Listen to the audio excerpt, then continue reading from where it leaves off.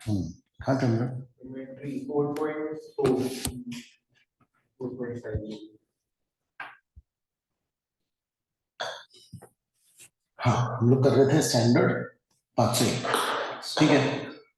501 में तीन बातों पे स्पेशल अटेंशन थी। ऐसे 500 जो है वो ऑडिट एविडेंस पे, ठीक है, और 501 भी ऑडिट एविडेंस पर है, बट 501 पर्टिकुलरली बात करता है तीन टॉपिक्स की, लिटिगेशन, इन्वेंटरी और सेगमेंट रिपोर्टिंग, ठीक है। इन तीन चीजों की बात करता है और इन्वेंटरी को लेकर के बहुत सारी बातें हैं। देखो, मुझे पर्सनली लगता है कि एग्जामिनर को ये अच्छा लगना चाहिए कि अगर तुम्हारे पास रेफरेंसेस हैं, ठीक है, वो काफी फैसिनेटिंग होता है।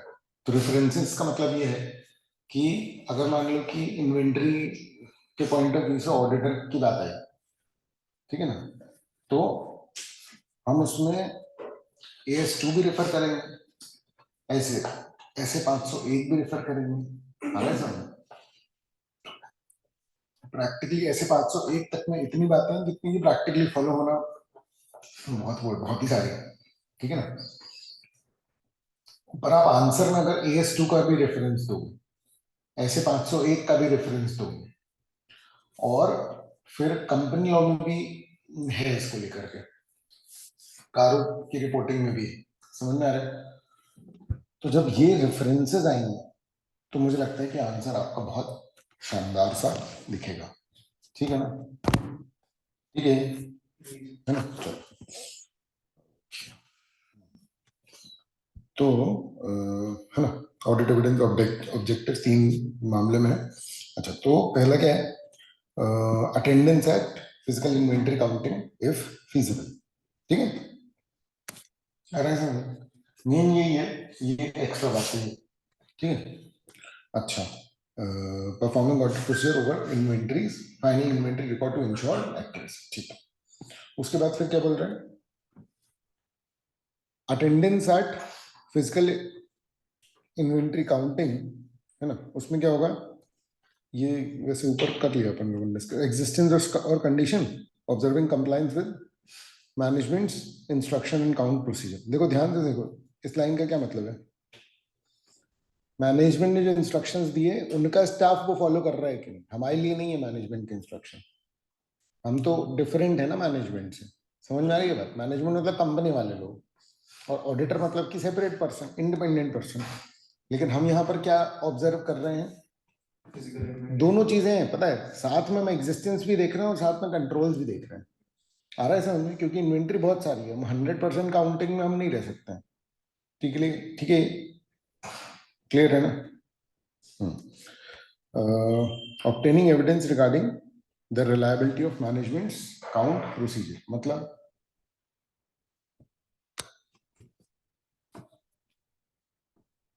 फिजिकल इन्वेंटरी काउंट प्रोसीजर पे रिलाई कर रहे हैं, तो ये काउंट प्रोसीजर, बस समझ रहे हैं, प्रोसीजर की reliability, manage compliance of management instruction. मैं इसको और समराइज करने की कोशिश कर रहा हूँ, ठीक है ना,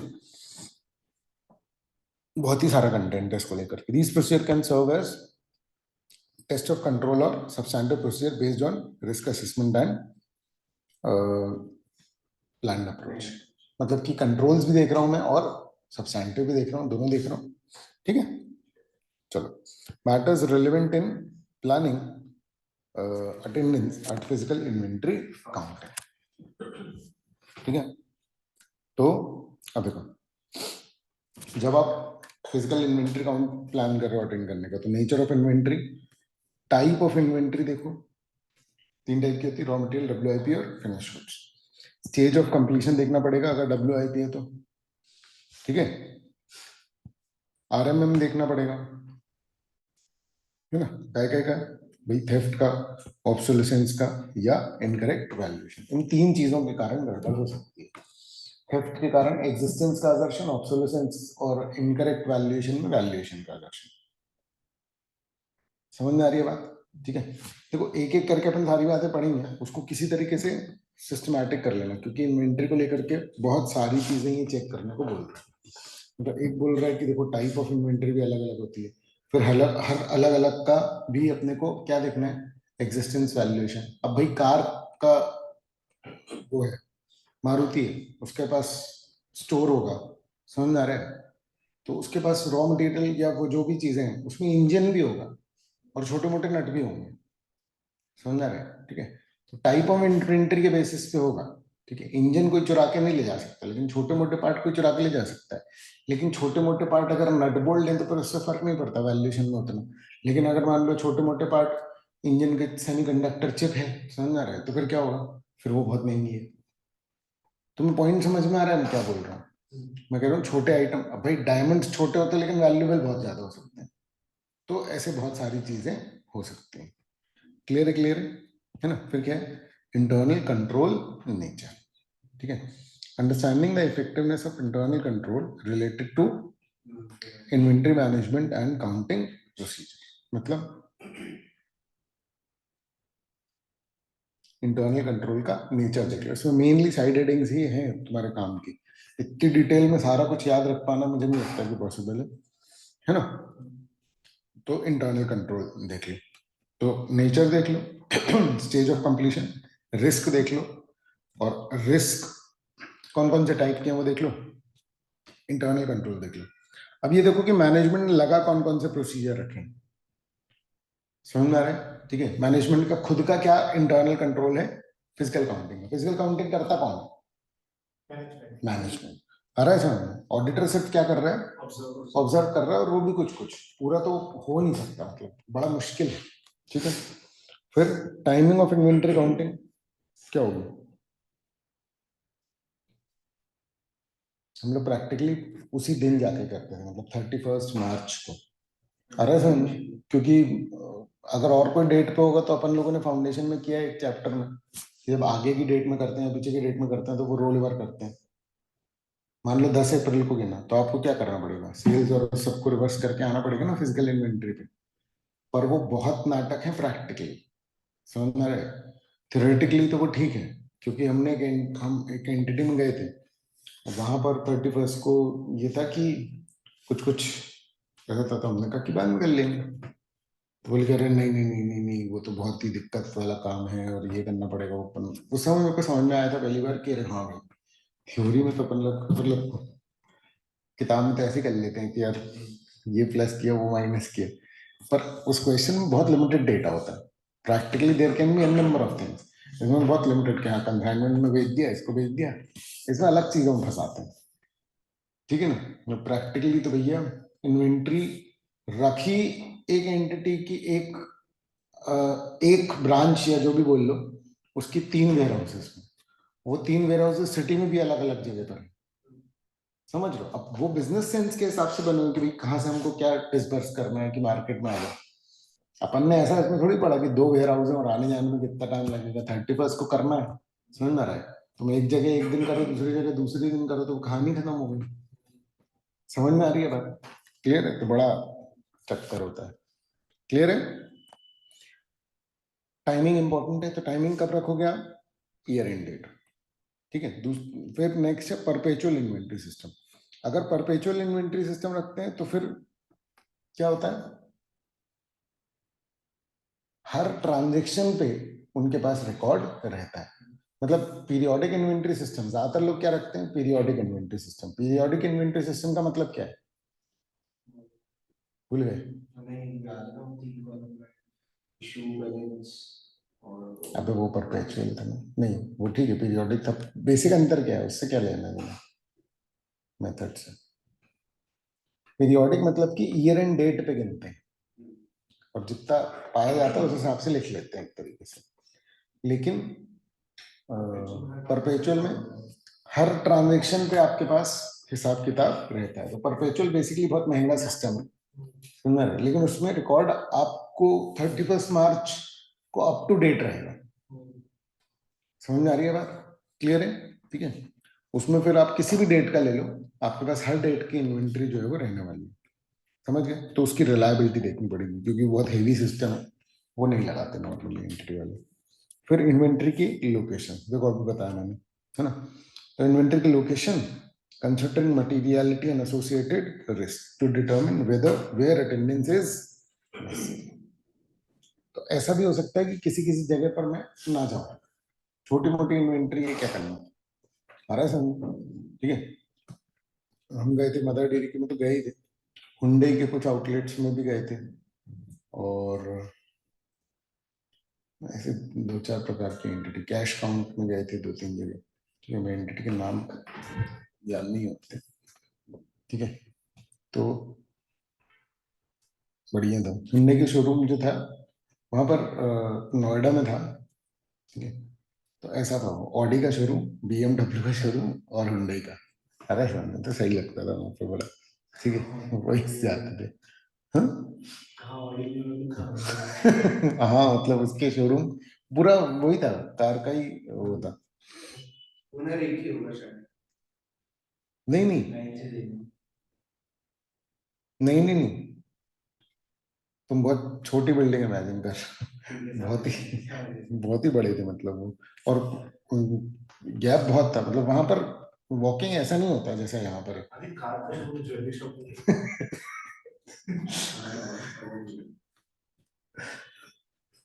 है। कोई मौका नहीं छोड़ता ये।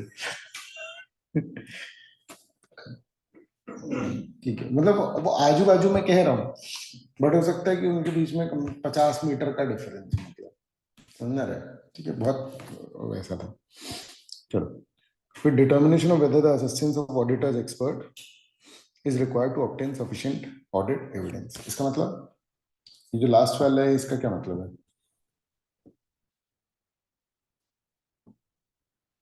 जैसे कि हो एक्सपर्ट की जरूरत लगेगी या नहीं लगेगी।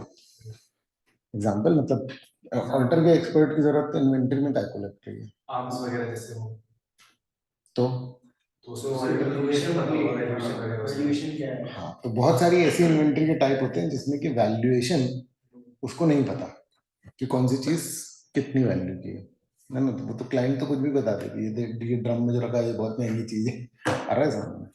ठीक है ना? तो ऐसा होता है। हम एक RFCL का किया था हमने ऑडिट। एक्चुअली उसका पहले नाम था रेनबेक्सी फाइन केमिकल्स लिमिटेड, फिर बाद में वो अलग कर दिया था, रेनबेक्सी ने बेच दिया था, तो उसका नाम यही हो गया था, RFCL। मतलब फिर उसका फुल फॉर्म नहीं होता था, फिर वो उसका नाम यही था। तो वो बनाते थे केमिकल्स। अच्छा, वहां पता है, वहां लगती थी स्टैंडर्ड कॉस्टिंग। मतलब स्टैंडर्ड कॉस्टिंग नॉर्मली आप कहीं पर देखोगे नहीं, लेकिन वहां लगती थी स्टैंडर्ड कॉस्टिंग। फिर मतलब वहां कॉस्टिंग के लिए वो फॉलो करते थे, इन्वेंट्री वैल्यूएशन के लिए standard costing, valuation technique standard costing थी। नॉर्मली ये रहती ना कॉस्ट, तुम्हें नहीं पता है ना? देखो, बहुत सारी इन्वेंट्री होती है तो एडजस्टेड सेलिंग प्राइस मेथड लगता है। बड़ी इन्वेंट्री होती है तो वो स्पेसिफिक आइडेंटिफिकेशन लग सकता है, और मैक्सिमम जगह पर एक्चुअल कॉस्ट, हिस्टोरिकल कॉस्ट वाला जो है वो लगता है ना? और NRV का में तो उस पर करते हैं, लेकिन वहां लगती थी स्टैंडर्ड कॉस्ट, क्योंकि उनके पास 18,000 टाइप के केमिकल्स थे। अरे सर, तो उन्होंने स्टैंडर्ड कॉस्टिंग निकाली हुई थी और उसके हिसाब से वो वैल्यूएशन करते हैं। बहुत बड़ा टास्क था वहां पर इन्वेंट्री वैल्यूएशन का। वहां पर केमिकल्स, किस केमिकल की क्या वैल्यू है या क्या है, तो वो बड़ा टास्क था। ठीक है, वहां पर एक्सपर्ट की नीड हो सकता है कि आपको पड़ जाए। आ रहा है समझ? ठीक है, चलो, MCQs। तेरे को नोट्स मिलेंगे नहीं मिल रहे? तो रुक जाना अभी, है ना? मैं प्रिंट कर दूंगा। ठीक है। चलो, MCQs बता।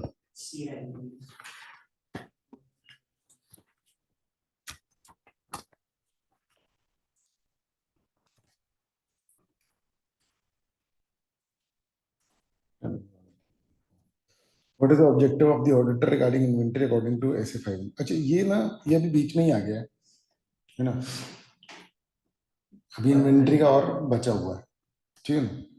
तो इसके आंसर्स हैं तुम लोग के पास कि नहीं है? पहले तो ये बताओ। हाँ, है ना? है ना? हाँ, तो फिर अपन आगे बढ़ते हैं इसमें।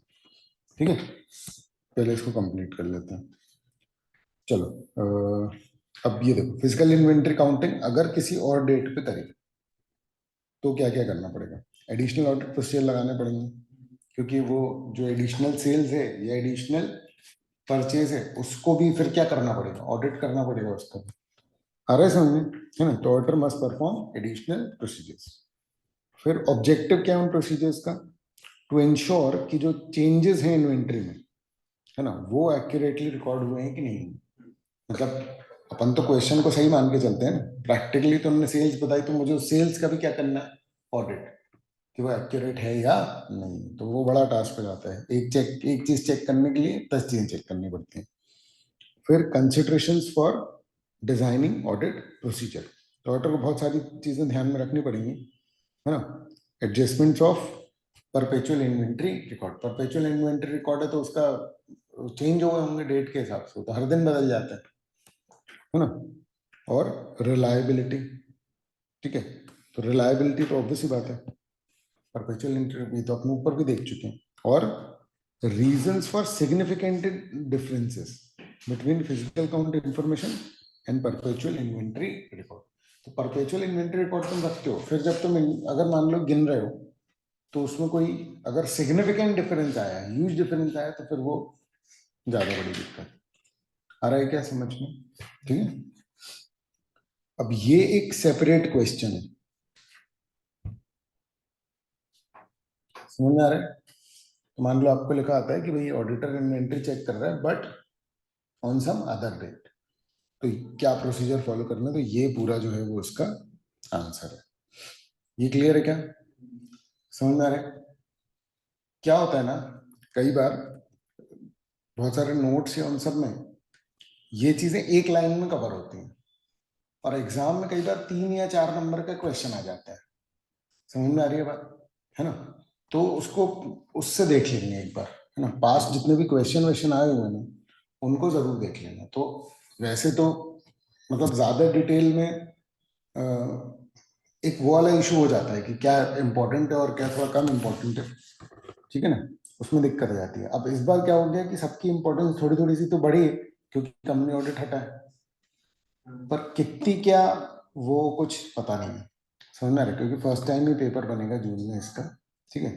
तो हम ज्यादा ही ध्यान रखेंगे क्योंकि तुम्हारे पास सब्जेक्ट्स भी कम है, लेकिन उन चीजों पर विशेष रूप से ज्यादा ध्यान देना ही है जो पास्ट में आ चुके हैं, समझ में आ रहा है, क्लियर है ना, ठीक है। अच्छा, क्वेश्चन आंसर्स आ रहे हैं तुम लोग, एमसीक्यूज वाले, एमसीक्यूज आ रहे हैं ना, है ना। मुझे अब याद दिलाना, मुझे आज से ना वो भी वो करना है। अभी वो सोना चली गई थी और उसके बाद फिर अब शालिनी करके आई है, तो है ना वो वाला काम कर लेगी, लेकिन अब है ना डेली बेसिस पे अपने उसको कर लेंगे। उसने कल से ज्वाइन किया है, कल परसों से। देखो एक चीज तुम कर लो, एक चीज तो तुम कर लो, इसके जो टॉपिक हेडिंग्स है ना उसके डायरेक्ट आंसर्स तो एक बार लिख करके देख लो। मतलब क्या करो, जैसे मान लो कि अपन लोगों ने कोई चीज 1 हफ्ते 2 हफ्ते पहले पढ़ी हो, ठीक है, तो सिंपल उसकी हेडिंग पढ़ लो और उसके आंसर लिखने की प्रैक्टिस कर लो, समझ में आ रहा है। मतलब अपन जैसे टॉपिक नंबर से हो गए कि भैया 3.2.1 वाला टॉपिक लिख लो आप, समझ में आ रहा है, क्योंकि एग्जाम के क्वेश्चंस का पैटर्न ये रहा है, क्लियर है, ठीक है ना। तो इसलिए ये थोड़ा सा ध्यान रखना पड़ेगा, ठीक है ना।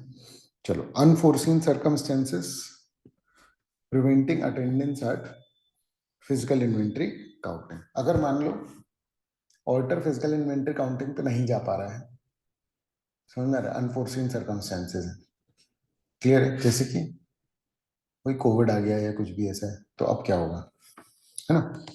ऑल्टरनेटिव फिजिकल काउंट क्या कर लेगा, तो ऑल्टरनेटिव डेट पे फिजिकल काउंट कर लेगा वो, ठीक है। और इंटरवीनिंग ट्रांजेक्शन्स पे ऑडिट प्रोसीजर लगाते हुए, देखो आप इस बात को समझो कि 4.6 और 4.7 में आज सच कोई अंतर नहीं है, बट मैटर बदल गया, सर्कमस्टेंस बदल गया, लेकिन ऑडिटर को प्रोसीजर वही लगाना है। अगर फिजिकल इन्वेंट्री काउंट ही नहीं हुआ उस डेट को तो भी वही प्रोसीजर लगाना है, और अगर ऑडिटर नहीं गिन पाए तो भी वही प्रोसीजर लगाना है।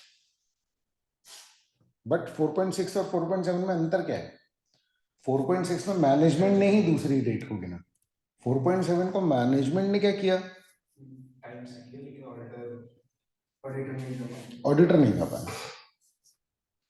आ रहा है समझ? क्लियर है ना? तो इसमें बेसिकली वो टेस्ट चेक ही कर पाएगा प्रैक्टिकली। क्लियर है? आ रहा है समझ? है ना? चलो फिर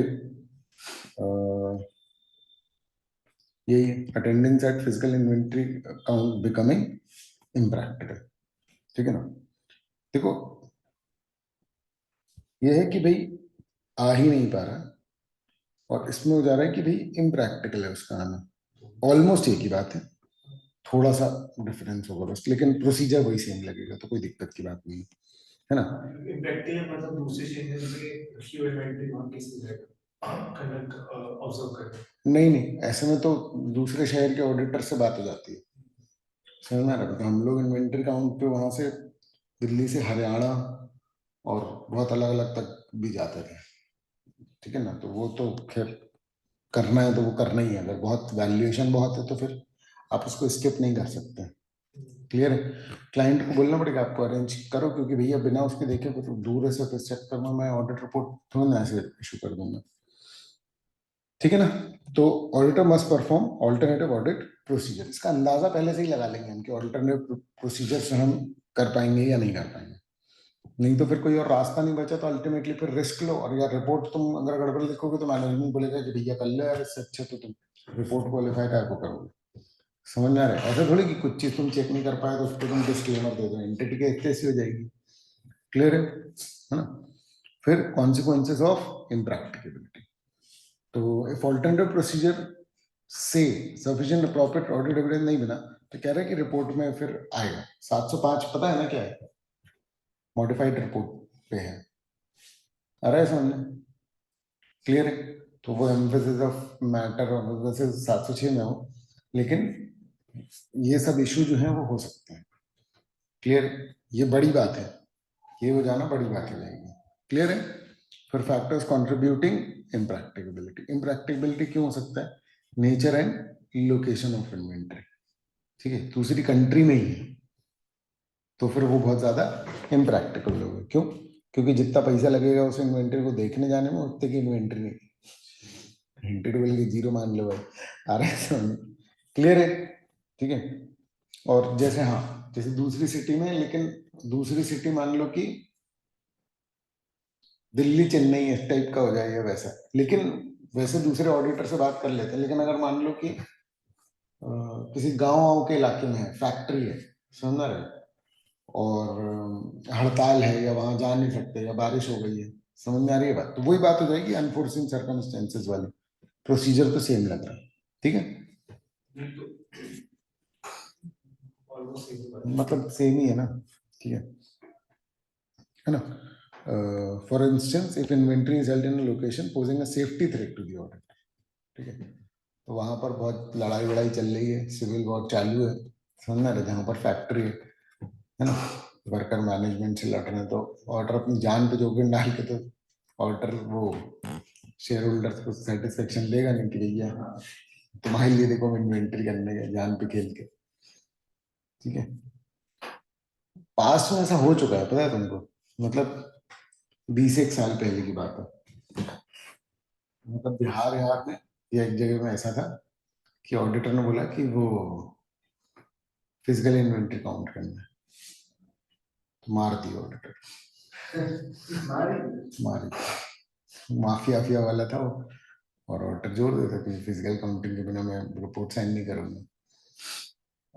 एक और केस था, हाँ नहीं शायद उसी केस में या किसी दूसरे केस में, कंपनी लॉ के हिसाब से अगर डेथ हो जाती है तो फिर बोर्ड अगला ऑडिटर अपॉइंट कर सकता है, नहीं तो शेयर होल्डर्स करते हैं। तो फिर उन्होंने सोचा कि यार मार देंगे तो फिर हम ही कर पाएंगे अगला ऑडिटर अपॉइंट, नहीं तो फिर जनरल मीटिंग रखनी पड़ेगी। समझ रहे हो कितनी बड़ी बात है? ठीक है? कि ऑर्डर को मार दो तो फिर बोर्ड अपॉइंट कर लेगा, नहीं तो फिर जनरल मीटिंग रखनी पड़ेगी। तो अभी ऐसा है कि नहीं, जनरल मीटिंग रख करके आगे मैं उसको अप्रूवल तो लेना ही पड़ेगा, मतलब आ रहा है समझ में? ठीक है? क्योंकि अगर मान लो कि कोई अपने फ्रेंड ऑडिटर को रखेगा तो जनरल मीटिंग में अप्रूवल नहीं आएगा। बड़े शेयर होल्डर्स तो जानते ही है ना कौन क्या है ना? रिटेल शेयर होल्डर्स को नहीं पता होता, पर उनको तो पता होता है। ठीक है, चलो डरना मत है ना, ठीक है। अपन अच्छी जगह बैठे, ऐसे कोई ऑडिट ही मत लो, क्या दिक्कत है। ठीक है, टीचिंग में आ जाओ। ठीक है चलो। टीचिंग में तो खान सर ने हम लोग भी थे। हैं? खान सर में तो हम लोग भी थे टीचिंग में। खान सर अच्छा, बम बम चले थे उनके इंस्टीट्यूट पे। हाँ यार वो एक्चुअली में वो वैसा हो गया ना, वो वो बिल्कुल क्लियर बता रहा है, समझ में आ रहा है बहुत सारी चीजें। अब वो कुछ चीजें पॉलिटिकली दोनों के खिलाफ जा रही हैं, बीजेपी कांग्रेस, तो अब कुछ कह नहीं सकते हैं, अरे समझ में, ठीक है। हाँ मैंने क्योंकि कुछ कुछ रील्स देखी, नहीं वो तो बता रहे थे कि फीस की वजह से। फीस की वजह से कोई ऐसे बम बम नहीं मारेगा, अरे समझ बिहार में। है सर। नहीं, क्योंकि अगर ये होना होता ना तो ये बहुत पहले होता, ये अब चालू हुआ है जब से पॉलिटिकल स्टेटमेंट्स आने लग गए हैं हल्के फुल्के से। मतलब वो एक्चुअली में वो बंदा पॉलिटिकली नहीं बोल रहा है, वो बता रहा है जनरल स्टडीज, हाँ, बट अब वो पॉलिटिकली पॉलिटिकल पार्टी की बात आ जा रही है तो फिर आ जा रही है, अरे समझ, चलो ठीक है। इनएडिक्वेट रीजंस फॉर इम्प्रैक्टिकेबिलिटी, ठीक है ना, मतलब कह रहे अरे बहुत दिक्कत है, बहुत दूर जाना पड़ेगा, बहुत गर्मी है, ये सब नौटंकी नहीं चलेगी, समझ में आ रही है बात, ये एक्सेप्टेबल रीजंस नहीं है, क्लियर है। ऐसे 200 जो है वो कहता है कि भैया ये सब चक्करों में ऑडिट प्रोसीजर मत वो कर देना, समझ में आ रहा है, विदाउट एन ऑल्टरनेटिव और एक्सेप्टिंग लेस परसुएसिव, मतलब सिर्फ दिक्कत के कारण तुमने कम परसुएसिव एविडेंस ले लिया तो गड़बड़ है, आ रहा है समझ में, ठीक है। ये परसुएसिव वर्ड बहुत समय से वो जुड़ा हुआ है कि आपका ऑडिट एविडेंस कैसा होना चाहिए, परसुएसिव, समझ में आ रहा है, ठीक है ना, कि मतलब आप उसको परफेक्ट नहीं बोल सकते लेकिन हर एविडेंस से आपको अरे यहाँ पर वो लिखा है कि विदाउट एन ऑल्टरनेटिव और एक्सेप्टिंग लेस परसुएसिव, मतलब आप देखो ये नेगेटिवली लिखा है ना, ध्यान से देखो, हाँ समझ गए ना, ठीक है, क्लियर है। फिर क्या है ऑल्टरनेटिव ऑडिट प्रोसीजर, तो in cases where attendance is impractical alternative audit procedure should be considered. For example, inspecting documentation of subsequent sales of specific inventory items acquired or purchased before the physical count may provide sufficient appropriate audit evidence. ठीक है, मतलब बात की sales देख लो, वो बिके मतलब वो थे, आ रहा है समझ में, समझ में आ रहा है ना, मतलब जब वो बिके तो थे तभी तो बिके होंगे ना, तभी तो इन्वेंट्री रिकॉर्ड से गए होंगे ना, ठीक है ना, मतलब मुझे अगर किसी आइटम पे डाउट है तो फिर वो अगर बिके तो सब्सिक्वेंट सेल्स देख लो, उससे समझ में आ जाएगा। ये डिपेंड करता है एंटिटी में क्या ट्रांजेक्शन हुए क्या नहीं हुए, उसके बेसिस पे आप तय करोगे कि कैसा एविडेंस मिलना है। ऑल्टरनेटिव प्रोसीजर्स बता नहीं रहा है वो कि क्या प्रोसीजर, क्योंकि वो तो आपको उस समय देख करके ही समझ में आएगा ना कि क्या ऑल्टरनेटिव है आपके पास, आ रहा है समझ में, ठीक है ना। फिर scope and scope limitation and opinion modification. Scope limitation का मतलब क्या है, चेक ही नहीं करने दे रहे तो, ठीक है, और if alternative procedure can not yield sufficient audit evidence तो 705 में हमको ओपिनियन में ये बात लिखनी पड़ सकती है, ये क्लियर है, ठीक है। अब अगर इन्वेंट्री किसके पास है, थर्ड पार्टी के पास, इन विच केस बिल्कुल सही कंसाइनमेंट वगैरह में होगी, ब्रांच वगैरह में हो सकती है, और कई बार क्या होता है कि हाँ यही बोलने वाला था कि वेयर हाउस वगैरह के पास होगी, ठीक है ना, कि बहुत सारे वेयर हाउसेज हैं आपको पता है ना, ठीक है, जिसमें कि लोग अपना स्टॉक करके रखते हैं। तो रेलेवेंस, सबसे पहले अगर थर्ड पार्टी के पास जो स्टॉक पड़ा है वो सिग्निफिकेंट है फाइनेंशियल स्टेटमेंट के पॉइंट ऑफ व्यू से, तो भैया फिर आपके लिए सफिशिएंट अप्रोप्रिएट ऑडिट एविडेंस लेना क्या है जरूरी, अरे sir regarding its existence and condition. ये लाइन बहुत बढ़िया है, ये इन जनरल बहुत सारी चीजें कवर कर रही है ये एक ही लाइन, ठीक है ना, क्लियर है ना, ये सारी चीजें मिल रहा है मतलब। significant है, sufficient of proper evidence and existence and condition. Audit procedure, तो ऑडिटर जो है वो एक या एक से अधिक ये वाले कर सकता है। तो थर्ड पार्टी से कॉन्फर्मेशन ले, समझ में आ रहा है? अच्छा, कॉन्फर्मेशन फिर यहाँ पर ऐसे 505 कॉन्फर्मेशन की बात हो जाएगी, क्लियर है? लेकिन यहाँ पर बैलेंस कॉन्फर्मेशन कैश बैंक वो वाला नहीं कर रहा हूँ, मैं क्या कर रहा हूँ, इन्वेंट्री का कर रहा हूँ, क्लियर है? फिर क्या है, इंस्पेक्शन एंड अदर प्रोसीजर, तो दूसरे प्रोसीजर लगाओ suitable for the circumstances, clear है? फिर क्या है, examples of other procedure, auditor may undertake various other audit procedures such as inspecting documentation related to inventory held by third party like warehouse receipts, ठीक है, seeking confirmation from other relevant parties, है ना, conformation ले लो अगर goods placed है, और attendance physical counting arrange कर लो अगर पॉसिबल है तो, अगर पॉसिबल है तो फिजिकल, देखो सबसे बेस्ट है फिजिकल काउंटिंग देख लो, उससे ज्यादा एक वो आ जाता है अश्योरेंस, ठीक है ना, सबसे बेस्ट वही है। फिर उसके बाद नेक्स्ट ऑडिट प्रोसीजर्स के बारे में, obtaining report from other auditor, ये मैंने बोला था कि अगर दूसरी जगह पर है तो एक सीए जो है वो लोकल सीए से क्या कर लेता है, कांटेक्ट कर लेता है कि भैया तुम कर लो, आ रहा है समझ में? Regarding the adequacy of the third party's internal control for inventory counting and safeguard. Clear है? Clear है? Clear है? समझ गए? ठीक है। दूसरे ऑडिटर को अलाउ करते हो, क्लाइंट अलाउ करते हो? क्लाइंट से क्या मतलब, इन्वेंट्री गिनना है, इन्वेंट्री गिनने में क्या है क्लाइंट अलाउ का करना, ऑडिटर खुद ही थर्ड पार्टी है, जितना इंडिपेंडेंट हो उतना तो अच्छा ही है ना।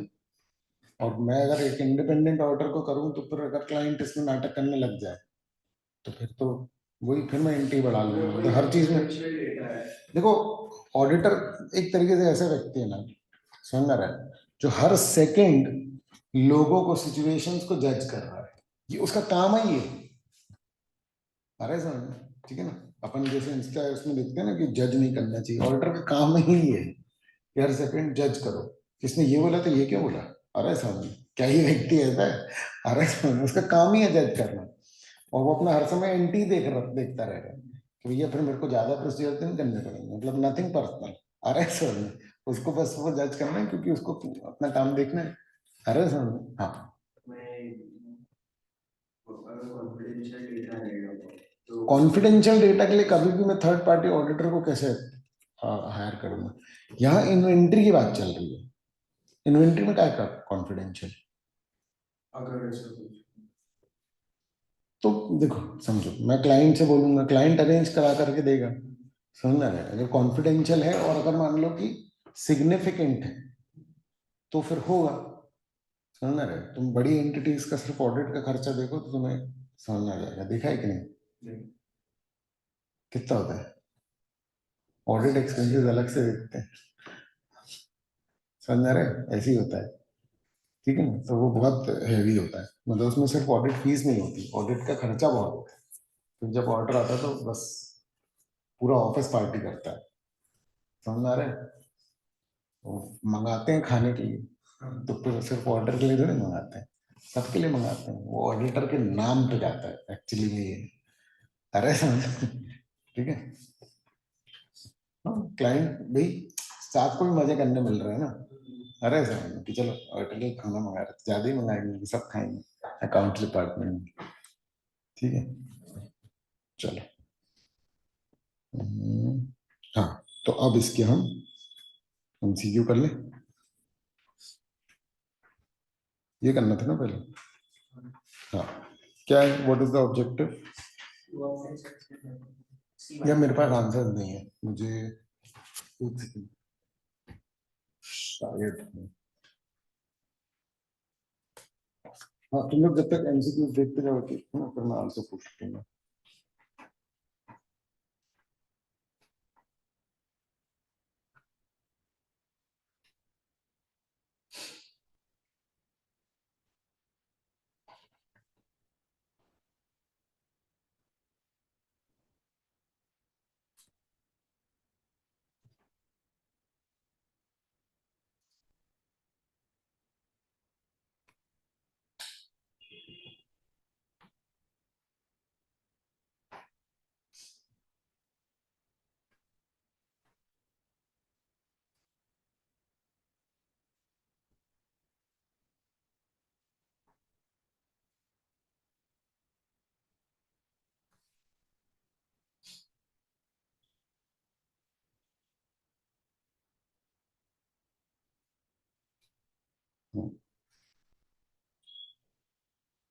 पेज नंबर 46 है।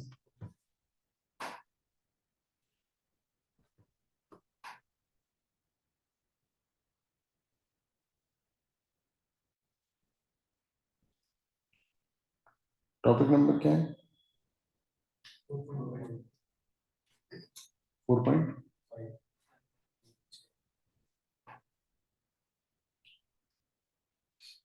हाँ चलो बताओ क्या होगा। सी। पहले का क्या है? सी। दूसरे का? दूसरे का क्या होगा? बी। ठीक है। फिर क्या होगा? बी। ठीक है। अकॉर्डिंग टू ऐसे 501 when is the attendance counting necessary? बताओ। डी। ठीक है ना। फिफ्थ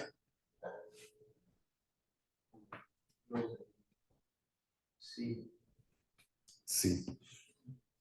ठीक है। ये बताओ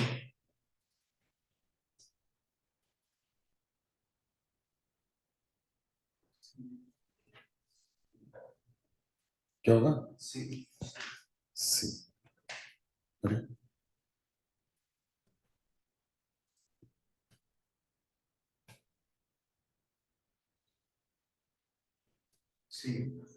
एक सेकंड, ये कहाँ है?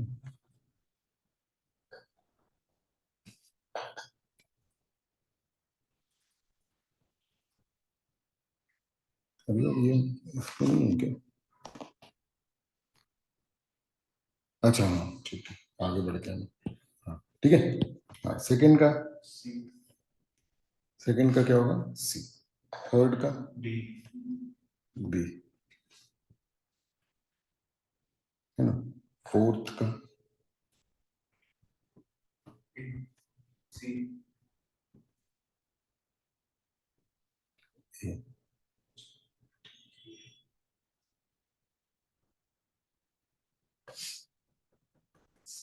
ठीक है।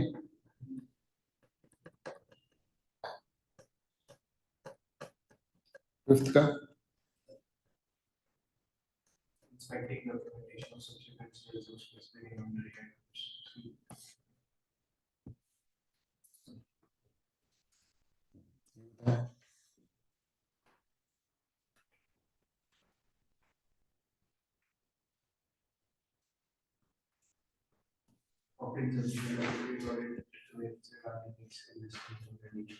ठीक है। फिर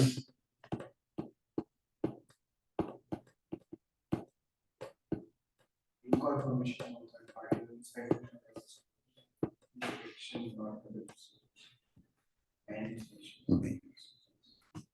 ठीक है। फिर थर्ड का?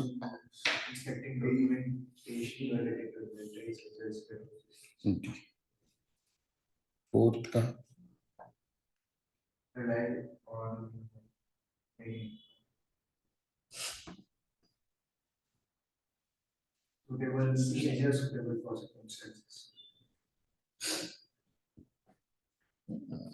सी। ठीक है। फिफ्थ का?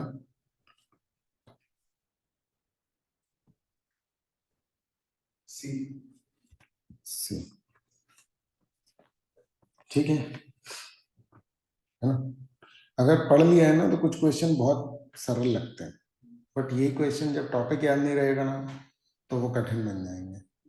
समझ रहे? ठीक है। चलो मतलब अभी देखने में लगता है यार क्या बकवास लिखा है, क्या बकवास लिखा है, लेकिन बाद में लगेगा कि यार ये फैक्टर हो सकता है कि नहीं हो सकता है, वो सब्जेक्टिव है ना। हाँ तो ये बताओ, जेके export exporter having own capacity and also gets हाँ,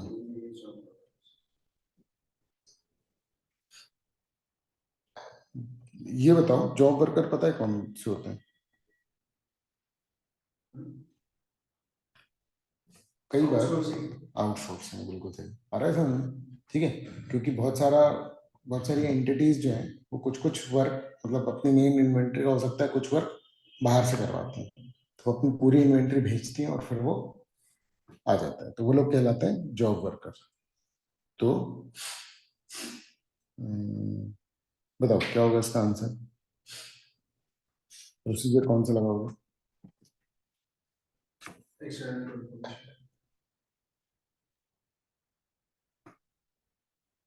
गुड। और और expecting पढ़ के आओगे? सर भरोसा बहुत अच्छा बनाते हो। अभी बिल्कुल जैसा लिखा है बिल्कुल एग्जैक्टली दोनों पॉइंट तू वैसे ही बोल रहा है ना यार, समझ आ रहा है कि कॉन्फर्मेशन मतलब, हाँ यार मतलब बिल्कुल एकदम एकदम पिन पॉइंट कैसे हो सकता है आंसर मतलब ऐसे थोड़ी हो सकता है, सस्पिशन अराइज करता है ना, ये एंटी बनाना पड़ेगा मेरे को ठीक है। वो मैं नोट्स भी लिया है, मैंने क्लास में स्टार्टिंग में notes बनाए। हाँ प्राइमा फेसी कोई दिक्कत नहीं है प्राइमा फेसी मान मॉडिफाइड ओपिनियन दे सकता हूँ, घर से पढ़ के आया तो यहाँ पे तो मैं ट्राई करता हूँ। हम ठीक लोग है। को कैसे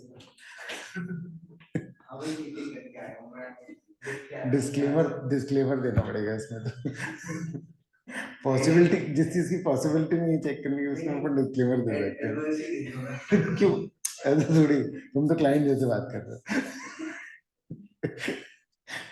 क्लाइंट ऐसे ही करता है, तो अब भाई कोई चीज चेक नहीं कर पा रहे तो अपन बात कर रहे हैं कि भाई कैसे चेक कर सकते हैं या क्या अपन डिस्क्लेमर, तो क्लाइंट इज लाइक नहीं नहीं एडवर्स दे दो, आप तो एडवर्स दे दो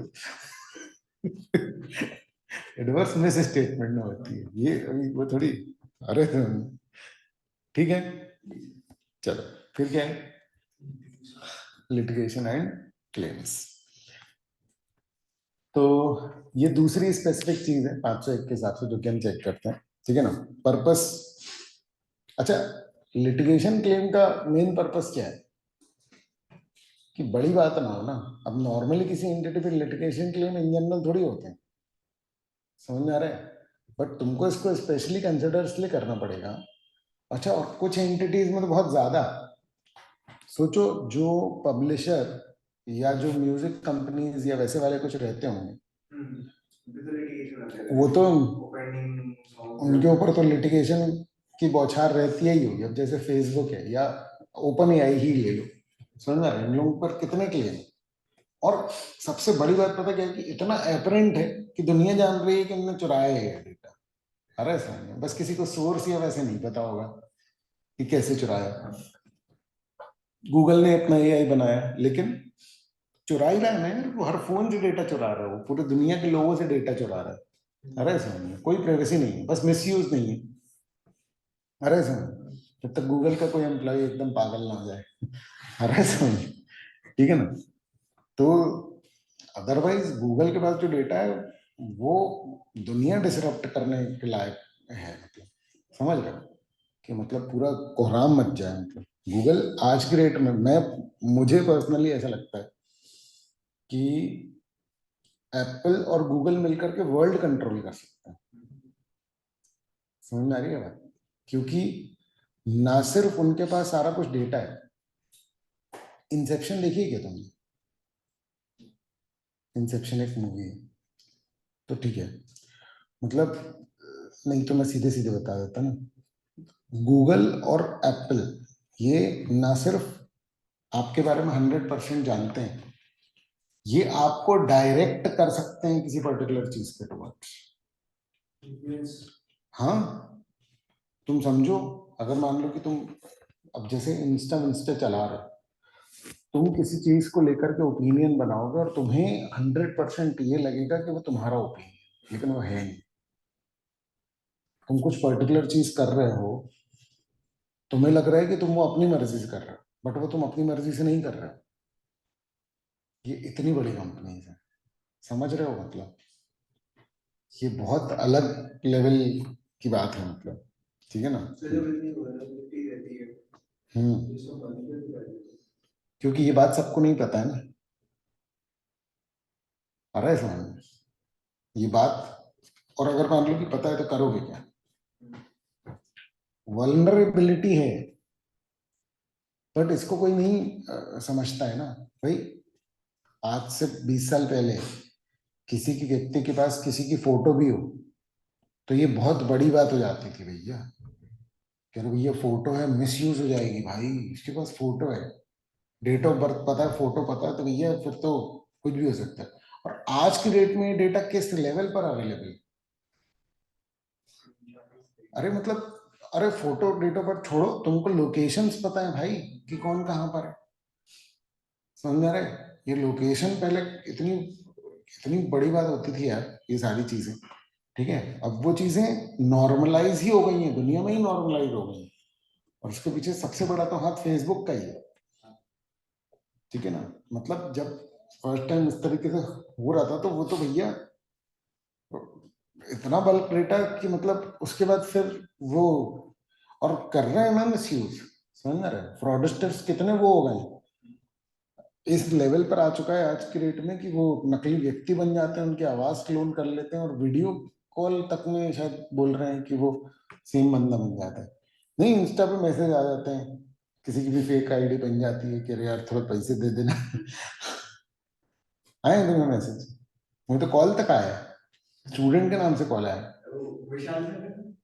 हाँ जब हम लोग क्लासेस चलती थी ना, हाँ। तो उसी ड्यूरेशन में किसी ने विशाल सर की फेक आईडी बना दी, उनकी डीपी लगा दी, सिर्फ एक अंडरस्कोर का डिफरेंस था उस यूजर नेम में। ओ भाई और साहब। वो मैसेज करके मतलब लोगों को मैसेज कर रहे हो इस आईडी से कि 1000 रुपए जरूरत समझी। बाप रे, क्या बेइज्जती हुई होगी। 1000 रुपये मांग रहे हैं, बताओ। कितने मैसेजेस आते रहते हैं भाई इंस्टा पे, तो मतलब अलग ही लेवल है। ये हो सकता है शायद ड्राइंग के लिए बना है और कर तो यही था। हाँ हो सकता है प्रैंक के लिए बना। नहीं, मैं तो कह रहा हूँ कि भैया आजकल तुम्हें पता है ना, वीडियो कॉल्स तक फेक हो जा रहे हैं, वीडियो कॉल्स। समझ रहे हो? ठीक है, तो भैया आगे आने वाली दुनिया में तो और ही सतर्क रहना पड़ेगा। ठीक है कि नहीं? क्या? नहीं, फैसिलिटीज भी उतनी है। और मिसयूज भी तो अरे भाई, जब इंटरनेट आया था तब भी तो यही हुआ था। इट वॉज अ मेजर मतलब इन्वेंशन ना। इंटरनेट ने जिस तरीके से दुनिया को कनेक्ट किया है, मतलब मैंने वो ट्रांजिशन देखा है ना, इसलिए मैं बता रहा हूँ। तो वो ट्रांजिशन शायद एआई से आएगा, लेकिन ये सबसे बड़ा नहीं है आज तक का। समझ रहे? बस तुम तब आए हो जब इंटरनेट कॉमन था, तो तुमने उसका नहीं होने को तुम एहसास नहीं कर सकते हो। अरे समझ, मोबाइल के नहीं होने का इमेजिनेशन में मुझे लगता है कि आजकल कर पाना सबके लिए पॉसिबल नहीं है। समझ रहे? सोचो, लोग तब भी बाहर जाकर के नौकरी करते थे, विदेश। डेथ का पता सालों सालों बाद पता चलता था, वो सालों बाद बोल रहा हूँ, महीनों बाद पता चलता था भैया। समझ रहे हो? अरे बहुत ही खतरनाक है भाई। हम्म। मतलब पता है, आर्मी में जो लोग होते थे उनके बारे में पता जब चलता था जब घर आ जाते थे। इमेजिन करो मतलब कि, मतलब वो उसका शौक का लेवल एक बार इमेजिन करके देखो तुम, वो अलग ही है यार। और वो चिट्ठियों में ही बात हो पाती थी, महीने महीने में एक चिट्ठी जा पा रही है, एक आ पा रही है, मतलब अनइमेजिनेबल है। आज की डेट में जो कम्युनिकेशन का सिस्टम है ना, वो अपन इसमें हुए हैं तो इसलिए वो हो सकता है कि कम लगे, बट वो उस एरा वालों के लिए बोलोगे तो उन्होंने स्वर्ग पा लिया है कि भैया, मतलब मुझे पता है कि भैया अभी मैं फोन करके ये पता कर सकता हूँ कि मेरा बेटा कहाँ पर है। समझ में आ रहा है? नहीं तो हर ही चीज ट्रस्ट पे चल रही थी पहले तो। आ रहा है समझ में? ठीक है, मतलब अब का देख करके पुराने में डर लगने लगता है कि ये कैसे करते होंगे यार। समझ में? कैसे इतना भरोसा कर लेते हैं? और पहले इतनी चोरी चकारी भी नहीं थी। समझ रहे हो? मतलब तुम ऐसे समझ लो कि अगर मेरा बच्चा स्कूल गया है, समझ रहे, तो आज से 20 साल पहले उसको कोई भी किडनैप कर सकता था। आराम से समझ लो, कोई भी, क्योंकि ऐसा थोड़ी था कि भैया इसी व्यक्ति को देंगे या इसी व्यक्ति के साथ जाएगा। छोटा बच्चा, इसमें क्या है, तो पहले ये भी नहीं पता चल पाता था ना कि किसका बच्चा कौन से स्कूल जा रहा है, मतलब बहुत बहुत लिमिटेड डेटा था। अब क्या है कि वो डेटा वैसा हो गया, लेकिन सिक्योरिटी सिस्टम भी बहुत ज्यादा बढ़ गए। खैर चलो कहाँ निकल गए अपन लेकिन ठीक है। लिटिगेशन एंड क्लेम में सबसे मेन बात ये है कि पूरी की पूरी कंपनी बर्बाद हो सकती है, और इस मामले में सबसे बड़ी कल्प्रेट एक्चुअली में फेसबुक है। अगर तुम नोटिस करोगे तो उस पर बहुत सारे क्लेम्स चल रहे हैं। अभी रिसेंट में, जस्ट रिसेंट, प्रिवेसी वाले तो कब से चल रहे हैं उसके ऊपर। नहीं, रिसेंट में एक केस उस पर हुआ था कि अ, किसी ने सुसाइड डिसाइड कर लिया, या मतलब डेथ हो गई बच्चों की, 20-22 साल, 23 साल के बच्चों की।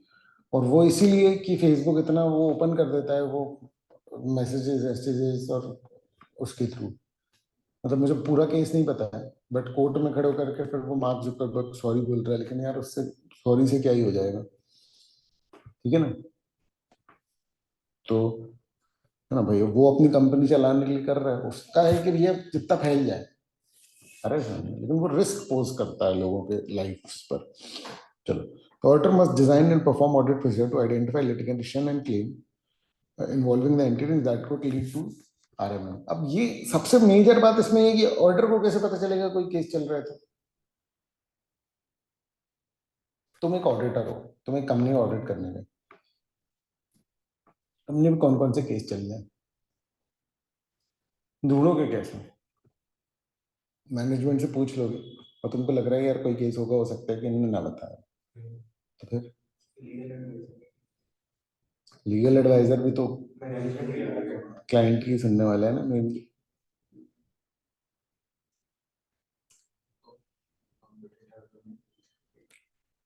अबे ऐसे एकदम इन्वेस्टिगेशन कर लगी है। तुम जाओ और लीगल एक्सपेंसेस का हेड देखो, उसके जो खर्चे होंगे उसके बिल देखो। क्या खर्चे ही ना शो करेगा? खर्चे नहीं शो करेगा तो फिर तो दिक्कत है, क्योंकि लॉयर के खर्चे बहुत होते हैं। अगर बड़ा केस चल रहा है ना, समझ ना रहे, तो पेमेंट्स जो है फिर वो हैवी होंगी, ठीक है। और दूसरी बात पता क्या होती है, कि ये हम ऑडिटर हैं इसलिए हम सोच पा रहे हैं, ठीक है ना। अब वो हो सकता है कि क्लाइंट ऐसा ना सोच पाए। ध्यान से समझना, एक होता है नहीं बताना, समझना रहे, और एक होता है छुपा लेना। अगर उन्होंने लीगल एक्सपेंसेस के हेड तक में गड़बड़ करी है, तो फिर ये मामला फ्रॉड और उस लेवल तक चला जाएगा। फिर अगर पता चला, तो फिर तो एंटिटी को बहुत दिक्कत हो जाएगी। इसलिए कोई भी व्यक्ति मैक्सिमम क्या करेगा कि नहीं बताएगा। छुपाने वाला काम अगर मान लो कि उसने नहीं दिखाया, अकाउंट हेड्स में ही उसने अगर इधर उधर कर दिया, तो फिर तो ऑडिटर का शक बहुत बड़े लेवल पर चले जाएगा। तो अगर सिर्फ केस चल रहा है तो फिर उसका डिस्क्लोजर देने में कोई इतनी बड़ी बात नहीं है। इसलिए, है ना, यहाँ तलवार से काम है, वहां तोप न चलाई जाए, नहीं तो फिर बड़ी दिक्कत हो सकती है। तो मैनेजमेंट से इंक्वायरी करो, और इनके मिनट्स वगैरह देखो, इनका करस्पॉन्डेंस देखो, उससे आपको समझ में आएगा। बोर्ड मीटिंग के मिनट्स में कुछ डिसीजन ऐसे लिए होंगे। जितनी बड़ी कंपनीज होती है ना, उतना प्राइवेट नहीं चल सकती है, कि मतलब एकदम क्लोज लेवल पर एकदम छुपा करके चलें, पॉसिबल ही नहीं। लेकिन फ्रॉड का शक तो उस समय में भी आएगा, जैसे लीगल एक्सपेंस शो भले किया है, लेकिन जब इंक्वायर कर रहे हैं मैनेजमेंट नहीं बता रहे, सामने से पूछ रहे हैं कि केस तो नहीं है, कंपनी को नहीं तो बता रहा है। मैनेजमेंट नहीं बता रहा ना, कह रहा यार हमको पता नहीं है, वहां पर जवाब ऐसे नहीं होते कि नहीं चल रहा है। अरे समझ, none that we are aware of, मतलब ऐसे कुछ कुछ तो चलते ही रहते हैं, कुछ नाम हम याद नहीं है, दैट्स इट। अरे समझ, तो how would you find out कि कोई बड़ा केस चल रहा है? वो उसका छोटा बड़ा, दिस इज सब्जेक्टिव थिंग ना। अरे समझ, ऑडिटर विल डिसाइड कि ये इन्वॉल्वमेंट भी किस लेवल का है। इन्वॉल्वमेंट भी टॉप लेवल पे ही ज्यादा रहता है। हाँ, और भाई तुम ऐसा नहीं है कि तुम सीईओ के साथ बैठते हो बहुत बार बार। अरे समझ, मेनली सीएफओ रहता है, ठीक है। और मान लो कि बड़ी टीम है उसमें, कि भाई उनके पास लीगल काउंसिल भी है अलग से, तो ऐसा नहीं रहता कि सारे लोग एकदम अवेलेबल रहते हैं, तुम जब जिससे जो चाहे तब पूछो। समझ में आ रहा है? तो वो तुमको पूरा प्लान करना पड़ता है, ठीक है। तो मिनट्स ऑफ मीटिंग देखो, तो इसमें बता रहा है प्रोसीजर क्या होंगे। मिनट्स देख लो, मीटिंग के मिनट्स से अंदाजा लग जाएगा, है ना। लीगल एक्सपेंसेस अकाउंट देख लो। अरे सर, उसके सपोर्टिंग वगैरह में जब बिल लगे होंगे लॉयर के, तो उसमें कुछ ना कुछ तुमको मिल जाएगा। अगर केस चल रहा हो। तुम कोई इन्वेस्टिगेशन पे नहीं जा रहे, तुम इतना कर लो, तुम्हारा काम स्टैंडर्ड के हिसाब से पूरा हो जाएगा। अरे सर, फिर अगर इतना ही वो है कि छुपा ही लिया एंटिटी ने, तो फिर मेरे ऊपर बात नहीं आएगी अगर मैं ये सब साबित कर दूं कि भैया देखो ऐसा ऐसा था। क्लियर है ना? रेलेवेंस क्या है? रेलेवेंस है कि फाइनेंशियल स्टेटमेंट पे इम्पैक्ट है, क्योंकि ऐसे कुछ लिटिगेशन हो सकते हैं जिसका कि disclosure even treatment required. Clear है? फिर रिस्क असेसमेंट देख लो, समझ आ रहा है? तो potential litigation and claims involving the entity. मेरे को मतलब इस बात से कि अगर कोई क्लेम है तो उसका प्रोविजन बनना चाहिए। अगर कोई केस है जिसका डिस्क्लोजर रिक्वायर्ड है तो डिस्क्लोजर होना चाहिए AS29 के हिसाब से। ये जो नोटेशंस है, ये मेरा पर्सनल ओपिनियन है कि जैसे तुम इसमें AS29 भी रेफर करोगे, समझ रहे हो? उसका कंटिजेंट लायबिलिटीज, हाँ, एसेस तो 3 नंबर में ही रहेंगे। तो AS29 जब तुम लिखोगे, समझना, तो that will make a good impression on the examiner कि हाँ यार ये देखो फैक्चुअल बात है। और ऐसा मैं बोलूँ कि हाँ यार अकाउंटिंग में भी इसको शो करना पड़ता है, ऐसा तो होता ही है, तो ये सब्जेक्टिव बात हो जाएगी। लेकिन AS29 इज अ रेफरेंस कि ये देखो इसमें है ये वाली बात, इसलिए हमको डिस्क्लोज करनी पड़ेगी। तो ये ज्यादा ऑथेंटिक रहती है। जब आप फैक्चुअल और विद रेफरेंसेस बात करते हैं तो फिर आपकी बात ज्यादा बढ़िया रहती है। क्लियर है? फिर कोई लीगल काउंसिल से बात कर लो। कई बार इन हाउस होते हैं और कई बार आप बाहर बाहर की लॉयर फर्म्स को हायर कर लेते हो। अरे समझ, तो बहुत छोटी छोटी बहुत सारी हिंट्स होती हैं। जितनी बड़ी लॉयर टीम इन लोगों ने हायर करी, या तो उतनी बड़ी कंपनी होनी चाहिए और या तो इतना बड़ा केस। अरे समझ, ठीक है ना? Assessment of material misstatement risk. If the auditor identifies a risk of material misstatement relating to litigation claim, समझ रहे हो? रिस्क ऑफ मिसस्टेटमेंट अगर उसको है तो क्या होगा? डायरेक्ट कम्युनिकेशन करो, किससे? लीगल काउंसिल से। लेटर ऑफ इंक्वायरी रिटन में लो, समझ रहे हो? लॉयर लिख करके देगा। अब लॉयर को तो पता है ना लिख करके देने की क्या वैल्यू है। अरे सर, तो मैक्सिमम हो सकता है मैक्सिमम केसेस में वो मना ही करते, वो मना ही करते तो भी ये बात किसके खिलाफ जाने वाली है?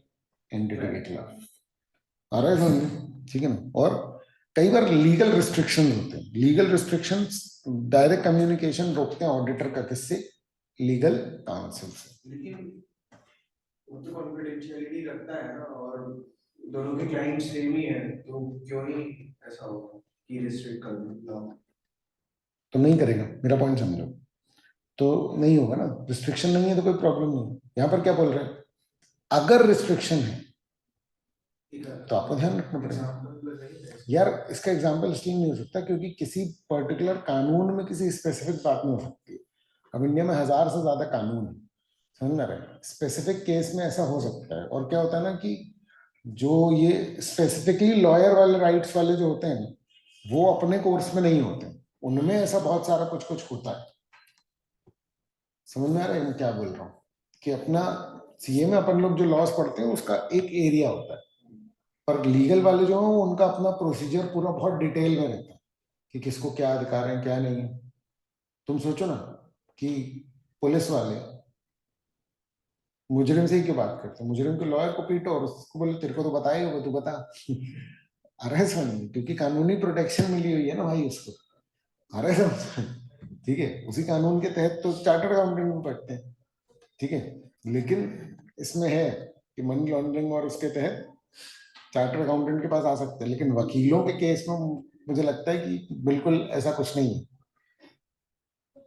कि उन पे आप कर लो केस या कुछ भी ऐसा कर लो, वो बच सकते हैं, उनके ऊपर कोई कार्रवाई नहीं होती। ठीक है ना? तुम नॉर्मली मूवीज वूवीज में भी देखोगे नॉर्मल लोग पुलिस वालों से डरते हैं। वकील देख रहे हो कैसे बात करते हैं पुलिस वालों से।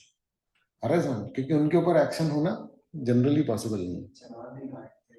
हाँ, obvious सी बात है, ठीक है ना? लॉ भी तो पता है, हम्म, लॉ भी तो पता है उनको। बात लॉ पता होने की नहीं होती। ये चीजें पुलिस वालों को पता है कि उनको लॉ पता है। नहीं, उनको लॉ पता है वो तो ठीक है।